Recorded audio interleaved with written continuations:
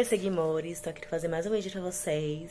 Estou mudando algumas palavrinhas com vocês. Normalmente eu começo o vídeo de outra forma, mas a gente acaba fazendo algumas mudanças nas palavrinhas quando se refere a vocês. Bem, gente, hoje o assunto eu vou já deixar de antemão a desculpa se caso o vídeo fique grande, porque o assunto de hoje é um pouco mais longo mesmo e a gente já pede desculpa porque se é curto demais, acaba não tendo muita coisa pra falar. Se é grande demais, as pessoas ficam com preguiça de assistir até o final. Mas já de antemão já deixo logo minhas desculpas se caso o vídeo fique grande. Mas eu vou tentar que fique intermediário o vídeo. Bem, eu tô aqui com o meu roteirinho. E o vídeo de hoje vai ser sobre gordofobia e bullying. Como assim gordofobia e bullying, Clarice? Já vou logo dizendo, né? Que sim, já sofri bullying na minha vida e sofro muitas vezes de gordofobia, com a gordofobia das pessoas alheias, né? Tipo, não faço gordofobia comigo, óbvio, porque eu sei muito bem o que isso pode causar nas pessoas. Bem, vamos lá. Eu deixei um IG lá no meu Instagram, já deixando uma prévia como é que seria o vídeo, a abordagem do vídeo aqui. Bem, eu vou começar com alguns casos meus, óbvio, que tudo que eu falar aqui são experiências minhas, gente, não é fato, verdade absoluta. São coisas que eu acho e que eu vivi na minha vida. Bem, eu sempre fui uma pessoa que até os 23 anos de idade eu pesava um peso normal, padrão da sociedade. Eu, dos 18 aos 23, 24 anos, quer dizer, no máximo até os 23 eu pesava 55 quilos. Então, vamos ver que da infância até os 23 eu sempre fui uma pessoa padrão. Magra padrão. Mas não padrão ao extremo, no sentido de que tinha que ser aquela magrinha perfeitinha e tal. Eu era um padrão, uma magra padrão de curvas. Sempre tive muita curva, sempre tive cintura fina, sempre tive quadril, sempre tive muita coxa e bunda. Então, assim, tipo, eu passei a ser gorda, ser categoria plus size. Eu nem gosto de usar categorias e tal, mas é isso que a sociedade faz com a gente para diferenciar o padrão de uma pessoa bem mais magra ou uma pessoa bem mais gorda, é botar categorias na gente. Então, assim, tipo, dos 24 pra cá, eu passei a ser plus size por ansiedade. Após eu entrar na faculdade, eu sempre fui uma pessoa muito ansiosa. Então, assim, tipo, após eu entrar na faculdade, minha ansiedade triplicou, quadruplicou. Então, foi lá no topo mesmo. Então, eu de peso 55, manequim 42, manequim POM de blusa e calça só usava 40, 42. Eu saí disso pra uma pessoa que usava GG e calça 50 e dependendo do modelagem da calça, 48, 50 ou 52. Então, assim, tipo, foi assim, de um extremo ao outro extremo que eu realmente saí. Assim, tipo, as pessoas me perguntam, mas você não gosta de você? Não, me amo. Na época que eu era magra, eu sempre me amei. E agora que eu sou gorda, eu continuo me amando, porque inclusive não tenho vergonha de usar biquíni em praia e piscina porque eu sou gorda. E uma coisa que eu também nunca gostei foi usar maiô. Então, pra mim, eu simplesmente me adaptei ao meio, a forma que o meu corpo foi desenvolvendo. Mas assim, uma coisa que eu me lembro muito bem. Eu nunca fui aquela magra padrãozinha, como eu falei. Eu sempre tive curvas, bunda, coxa. E eu escutava quando era criança, nossa, você é gorda sim. Aí assim, tipo, eu falo assim, tipo, gorda, eu nunca tive acima do peso, eu sempre fui pro padrão de uma criança, vamos supor que pesasse seus 30 quilos, eu sempre fiquei entre 30, 31, 32, 29. Então eu sempre fui um padrão de magra. Assim, tipo, o que as pessoas confundem é que as pessoas acham que magra tem que ser aquela pessoa seca, esquelética. E não, aqui no nosso Brasil, o nosso Brasilzão gigantesco, a miscigenação faz com que existam vários tipos de magra e vários tipos de gordos no nosso território brasileiro, entendeu? Então, assim, tipo, nós não somos extremamente brancos, nem extremamente negros, nem extremamente índios.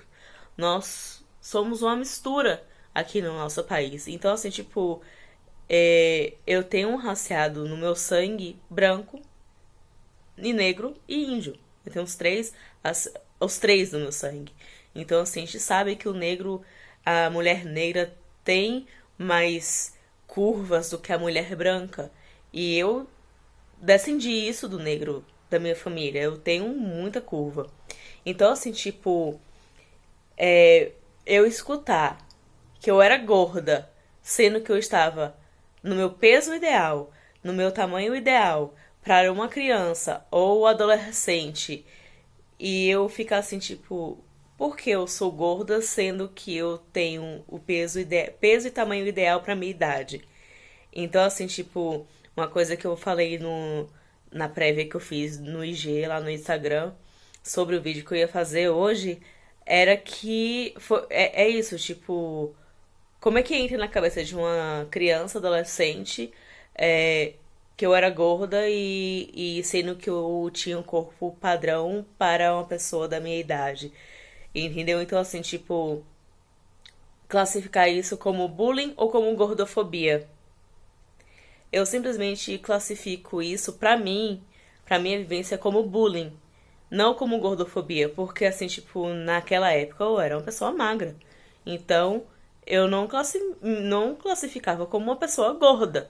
Então, ser chamada de gorda sendo magra não me classifica como uma pessoa que está sofrendo gordofobia, e sim bullying, pelo fato de que as pessoas não aceitavam que eu era uma magra que tinha curvas.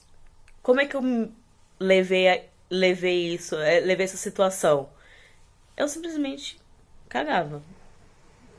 Tava nem aí. Naquela época não tinha expressão foda-se e caguei, entendeu? A gente simplesmente não ligava.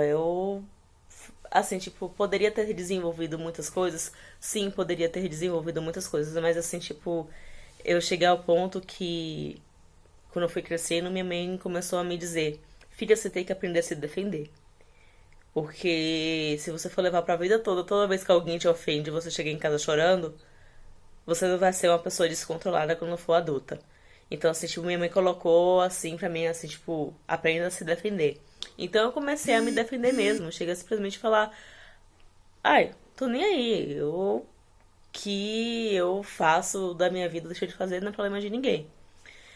Mas teve uma situação, logo quando eu entrei na adolescência, quando eu fui morar no interior de São Paulo com a minha mãe, eu passei por situações com a minha própria mãe de que quem olha nos olhos de hoje pode classificar como gordofobia. Eu não classifico nem como bullying nem como gordofobia, mas sim por uma situação, acho que mais preocupação materna, pelo fato de eu sempre ter tido a tendência de engordar, porque a família do meu pai tem a tendência de engordar, e minha mãe, ela não queria que eu tivesse desenvolvido essa tendência de engordar, assim, tipo, mais cedo. Porque eu desenvolvi logo na fase adulta. Então, quando eu desenvolvi isso na fase adulta, minha mãe falou assim, tipo, já tá adulta, quem tem que tomar consciência da vida dela é ela. Mas até os 17 anos, ela tinha esse controle de fazer com que eu não engordasse. Mas assim, eu cheguei numa fase da vida que eu tive que ser muito incisiva com a minha mãe sobre essa situação, porque ela tinha que enxergar o que ela fazia comigo estava me fazendo mal. Como assim? Ela simplesmente teve uma época da minha adolescência, entre os 14 aos 16 anos, minha mãe simplesmente chegava e falava pra mim assim: você tem que se cuidar, você não pode engordar, porque senão você vai ficar gorda e feia, igual a família do seu pai. Para os olhos de hoje, com certeza, minha mãe foi super gordofóbica. Muito gordofóbica. Mas assim, tipo, naquela época, ela. Eu hoje entendo que ela dizia aquilo muito mais por preocupação do que gordofobia. Mas assim, tipo, hoje que eu tenho um entendimento sobre a gordofobia, eu expliquei pra ela o que ela fazia comigo era super errado. Porque eu poderia muito bem ter desenvolvido uma anorexia e uma bulimia. Mas eu desenvolvi uma coisa assim, tipo, eu quase desenvolvi isso, mas eu só acho que eu sempre fui uma adolescente que eu nunca me liguei em entrar em sites de anorexia e bulimia pra desenvolver isso. Então eu não desenvolvi porque eu não me ligava nessa situação. Mas eu era uma adolescente que passava 4 horas dentro de uma academia porque eu tinha que ser magra porque minha mãe queria que eu fosse magra.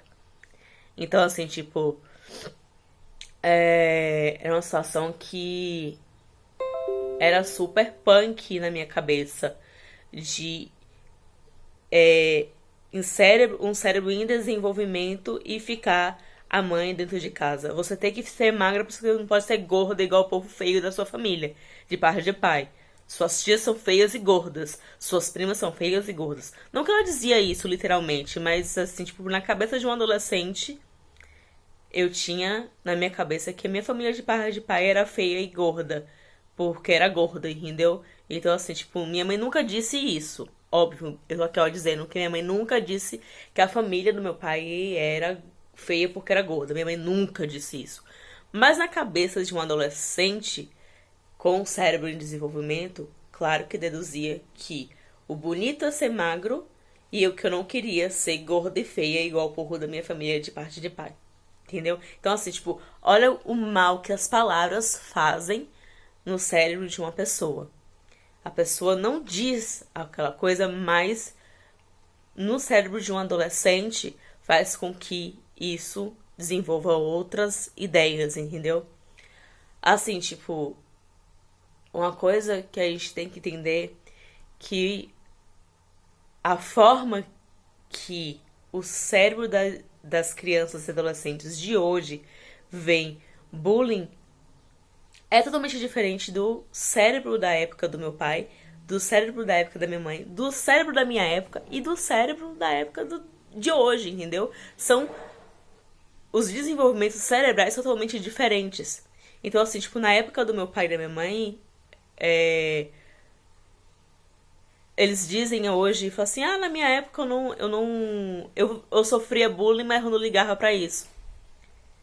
Mas os adultos de hoje têm que entender, os adultos de hoje, assim, no sentido de 40 pra cima, 40 anos pra cima, tem que entender que o desenvolvimento cerebral da época deles é totalmente diferente do desenvolvimento cerebral da minha época para o desenvolvimento cerebral da época de hoje, de um adolescente de hoje. E uma coisa assim, tipo, tem que entender esse desenvolvimento cerebral no sentido de que estamos no século XXI e as doenças do cérebro são doenças do século.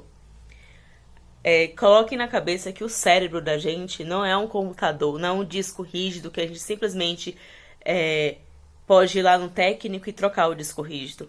A gente não pode trocar o cérebro. Infelizmente, ainda não existe cirurgia de troca de cérebro toda vez que o cérebro da gente dá pane. Não, a gente não consegue. Hoje ainda não existe troca de cérebro quando a gente dá pane no cérebro. Pane no sentido de que acontecer alguma doença cerebral. A gente está imaginando doença cerebral como esquizofrenia, Parkinson, Alzheimer. A gente só classifica essas doenças cerebrais. E, na verdade, depressão é uma doença cerebral. Depressão profunda é uma doença cerebral. bipolaridade é uma doença cerebral. Então, assim, tipo, a gente só imagina as coisas mais graves, como esquizofrenia, Parkinson, Alzheimer e tal. Mas tudo que se envolve uma depressão, depressão profunda, ansiedade, Parkinson, as outras que eu acabei de citar aqui, são todas doenças cerebrais, são todas doenças do século e do cérebro. Temos que lembrar que o cérebro é um órgão, como o coração, como o pulmão, como o rim. Se os nossos órgãos daqui, da cavidade torácica, adoecem, o nosso cérebro também adoece. Então, assim, a maneira que a gente vê a doença cerebral na época, na década de 50, 60 e 70, é diferente da maneira que a gente vê as doenças cerebrais hoje. Totalmente diferente, porque inclusive a ciência foi evoluindo para que isso seja modificado. Aí quando as pessoas dizem assim, isso é frescura do adolescente, porque eu sofri bullying na minha época e eu não morri por isso. Mas o cérebro da época de 50, 60 e 70 é diferente do cérebro de hoje. Porque, inclusive, nós adultos botamos uma pressão em cima dos nossos jovens bem maiores do que naquela época. Não sei, não posso ser que eu esteja errada de estar dizendo que é maior do que naquela época. Mas sim, hoje eu vejo, com uma pessoa de 30 anos, que os nossos jovens sofrem muito mais pressão do que na época que eu era da idade deles. Eu vejo os jovens de hoje sofrendo muito mais pressão psicológica do que na minha época. Meu pai dizia, quando eu era criança, meu pai dizia pra mim que a minha obrigação era apenas estudar e brincar. Que o meu trabalho era estudar e brincar. Então, no meu horário de brincar, meu pai não ficava em cima de mim. Vai estudar, vagabunda, que não sei o que lá. Ele simplesmente falava assim, filha, vai brincar. Quando eu terminava de fazer minha tarefa, eu falava assim, pai, eu posso sair pra brincar? Ele simplesmente falava, pode, você vai sair pra brincar. Já terminou de fazer as suas obrigações da escola? Já terminei. Ele falou assim, então pode sair pra brincar. Então, assim, tipo, meus pais, eles sabiam diferenciar isso. Pelo menos estou dizendo isso de mim. Eles não tinham essa exigência. Você tem que ser alguém na vida. Você tem que ser isso. Você tem que ser aquilo. Entendeu? Tipo, os jovens de hoje têm essa pressão. Porque os pais querem uma situação com os filhos super, assim, tipo, uma responsabilidade em cima dos jovens de hoje que não é pra ser deles. Essa responsabilidade não é pra ser deles. Essa responsabilidade é pra ser de um adulto, não de um jovem de 15 anos de idade, não de uma criança de 9 anos de idade. Por isso que a questão de também o aumento do suicídio entre os jovens tá aumentando, porque é uma pressão desnecessária na fase errada de um adolescente, de uma criança. Porque a fase de ganhar dinheiro mesmo, como nós adultos devemos ganhar, não é na fase de uma criança de 9 anos, de um adolescente de 15. O que o adulto tem que saber diferenciar é que a valorização do material, do dinheiro, material em qualquer outra situação, a valorização do material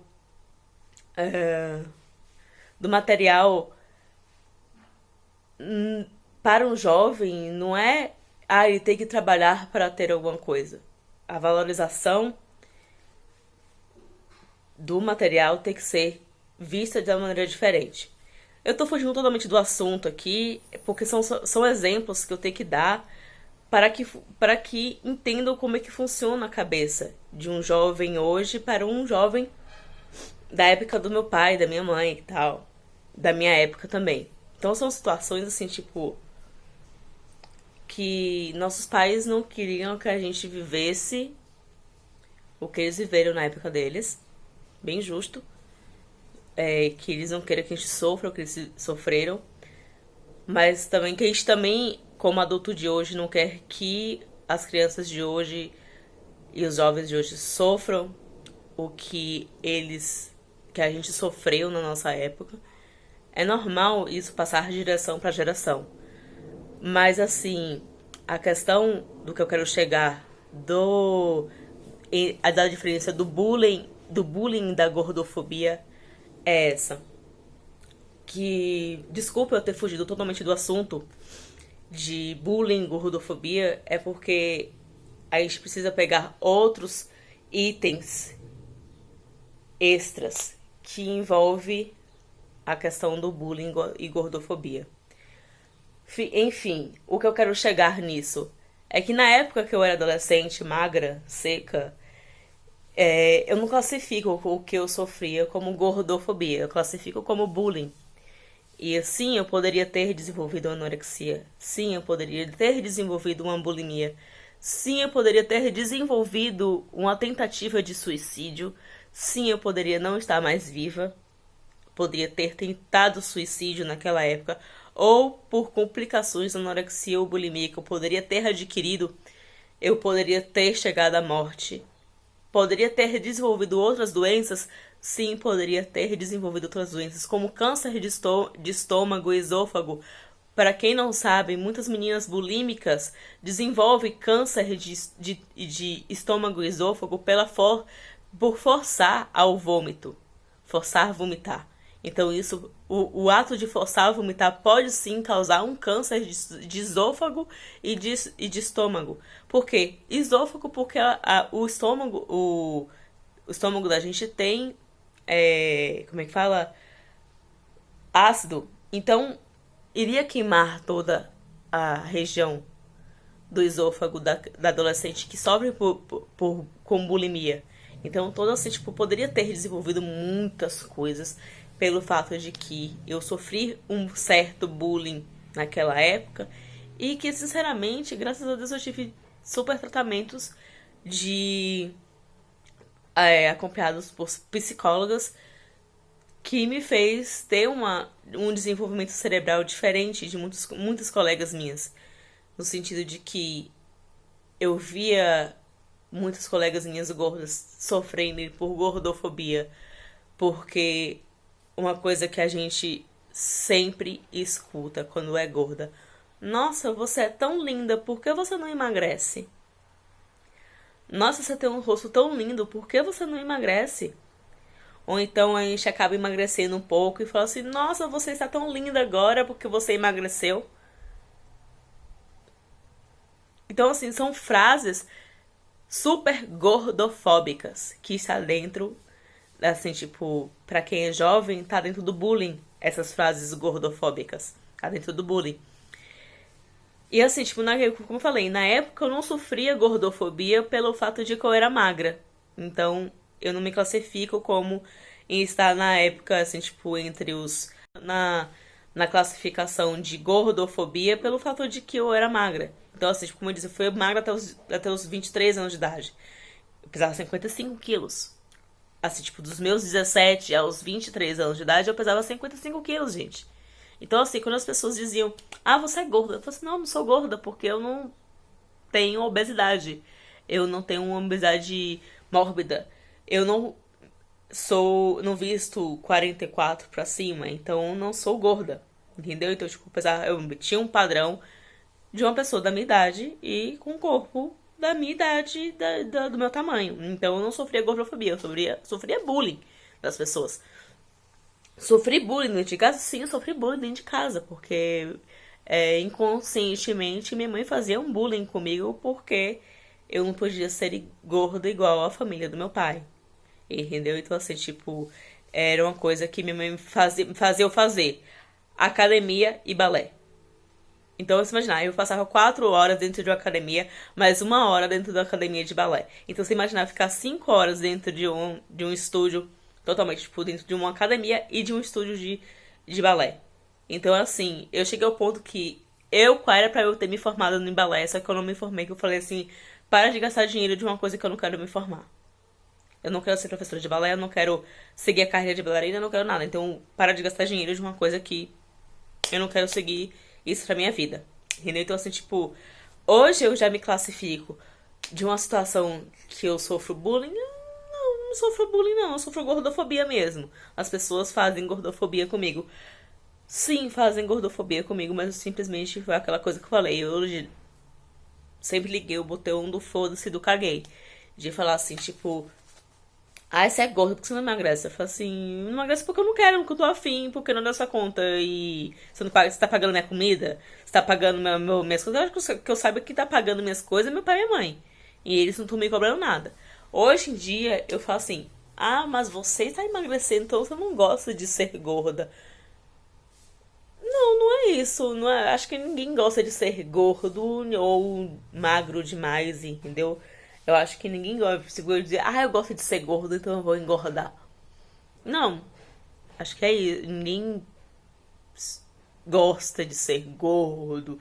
Sei lá, não sei, não posso dizer, tá dizendo uma merda aqui, super merda, mas é uma coisa que eu digo assim, tipo, não é que que eu gosto de ser gordo, que as pessoas entendem porque a gente não emagrece ou por descaração ou porque a gente não gosta de ser gordo, porque a gente gosta de ser gordo.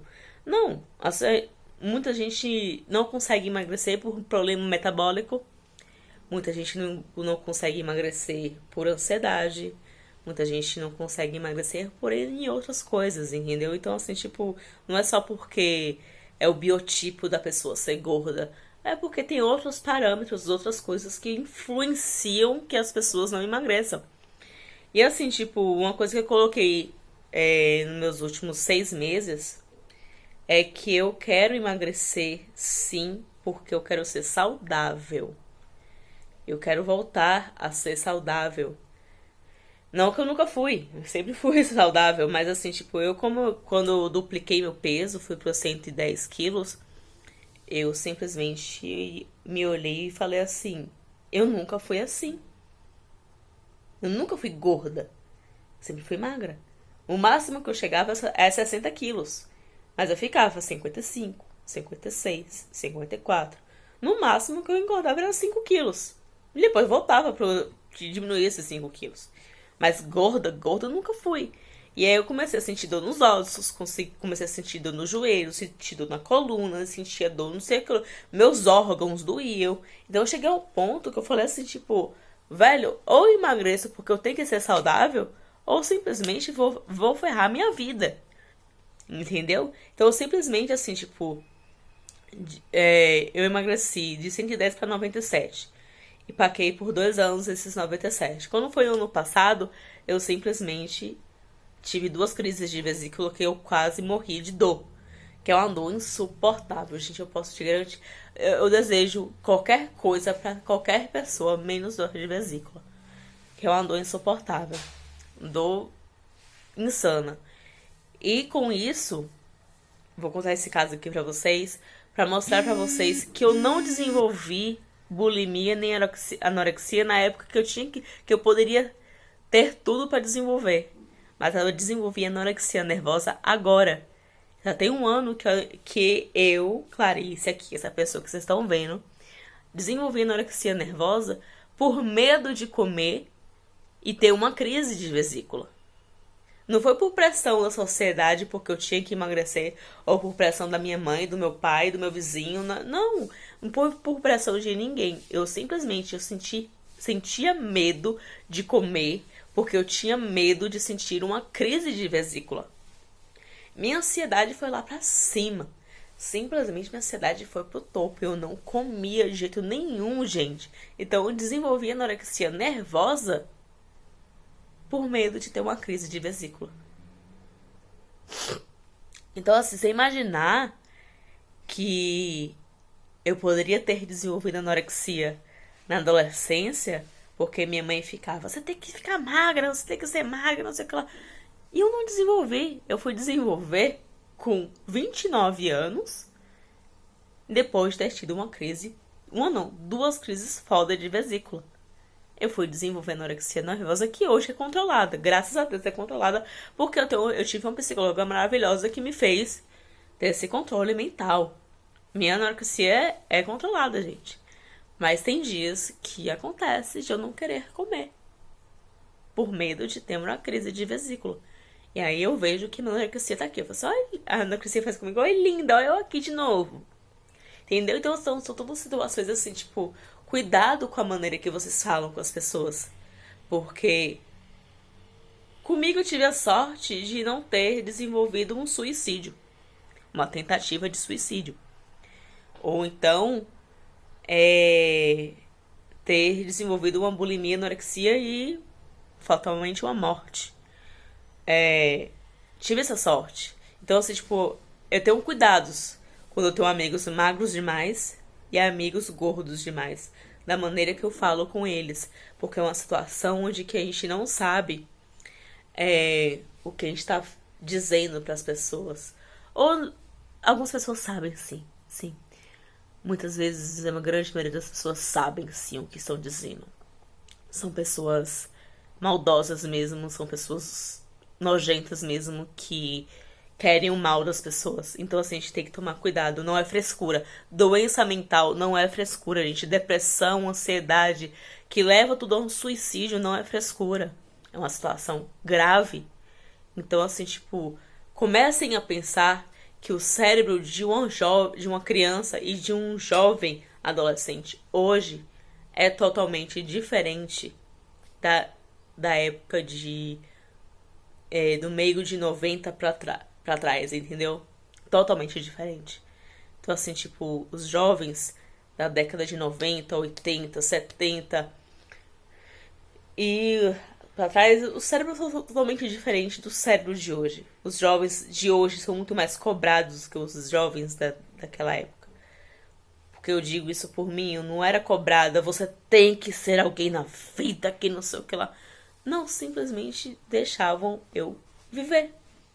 Meus pais simplesmente falavam, a sua obrigação neste momento é simplesmente estudar e ser criança. Ser criança é brincar, é fazer coisa que criança faz. Entendeu? A sua obrigação era estudar e ser adolescente, fazer coisas que adolescente faz. E a cobrança de hoje de um adulto para as crianças é bem maior do que na minha época, do que na época do meu pai e da minha mãe. Então, assim, tipo, é foda você ver o desenvolvimento da nossa juventude ir para um caminho foda. E também tem uma situação conhecida como cyberbullying.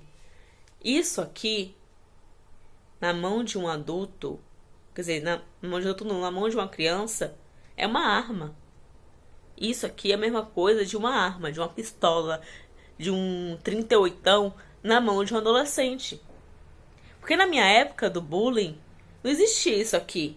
Não existia internet como existe hoje. Existia internet sim, existia Orkut, essas coisas, mas não existia como na época de hoje existe. Porque antigamente o bullying ficava só restrito na escola, pronto, acabou. Restrito no bairro ali, pronto, acabou. Não ia pra internet. Hoje em dia o bullying, a gordofobia, a homofobia, o racismo, entre outras coisas, sai do meio da escola para aqui.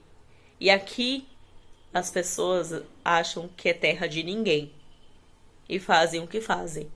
Então, assim, tipo, é toda uma situação bosta que a sociedade faz com os nossos jovens e depois ficam dizendo que é frescura. Ah, é frescura, é frescura, é frescura. Não, a gente tá fazendo merda na cabeça dessas crianças e colocando a responsabilidade na escola. Não, a responsabilidade é de nós, adultos, pais, dentro de casa. Não é responsabilidade da escola, não. Não é obrigação do professor observar esse tipo de coisa, não. É obrigação do pai, da mãe, da avó, do avô, de quem tá criando uma criança, um adolescente desse. Entendeu? Então, assim, tipo, a responsabilidade não é da escola. A escola está precisando ter responsabilidades que não é obrigação da escola, é obrigação do pai e da mãe. Se o pai e a mãe tivesse dando para os seus filhos a educação certa que deveria ser, a escola não passaria a ter a obrigação de estar fazendo o papel deles.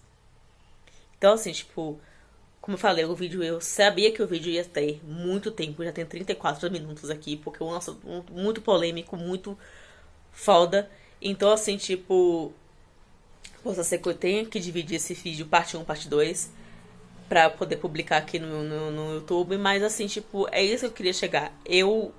Teve um momento que eu tive que sair do assunto, tive que sair do caminho do bullying e da gordofobia para tentar encaixar situações dentro desse assunto.